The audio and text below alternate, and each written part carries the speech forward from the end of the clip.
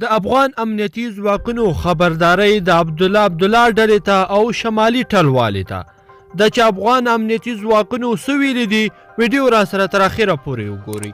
ګرانو لیدونکو السلام علیکم.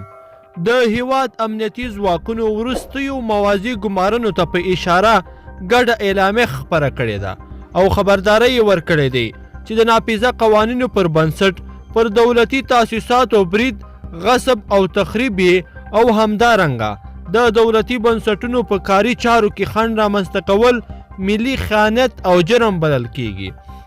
اعلامیه کې امنیتي او دفاعي ځواکونه معذب شوي دي چې د دا ډول فعالیتونو مخه ونیسي او همداراز معترضینو ته ګواښ شوی چې د دولتي بنسټونو د غصب او تخریب هڅه ونه کړي، کنه د سرغړونې په صورت کې به له جدي قانوني چلن سره مخ شي. اعلامیه ټینګار کوي چې معترضې ټاکنیزې ډلې دي د اعتراضي حرکتونو پر مهال له وسلو ډډه وکړي او د عامه نظم له اخلال څخه دې ډډه هم وکړي.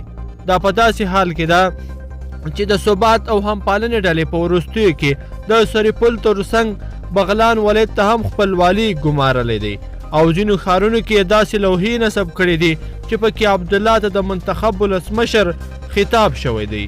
حکومت د عبدالله د ډلې دا کارونه بې ارزښته بولي او د پنجشنبې په ورځ د ولسمشر محمد اشرف غني د لوړې د مراسمو چمتو کولو خبر هم ورکړی دی. همداراز سرچینې وایي له بل اړخه استاد عبدالرب رسول صاحب هم د ولسمشر غني او حامد کرزي د عبدالله ترمنځ د روغې جوړې هڅې پیل کړې دي او نن په دې اړه ځینې ناستې هم کړې وي. ګرانو لیدونکو په دې هیله چې دغه ویډیو به مو را سره تر پایه پورې کتلی وي. که مو ویډیو خوښه شوي نو در سره لایک کړئ او چینل هم سبسکرایب کړئ. تر بلې ویډیو پورې د لوی الله په امان.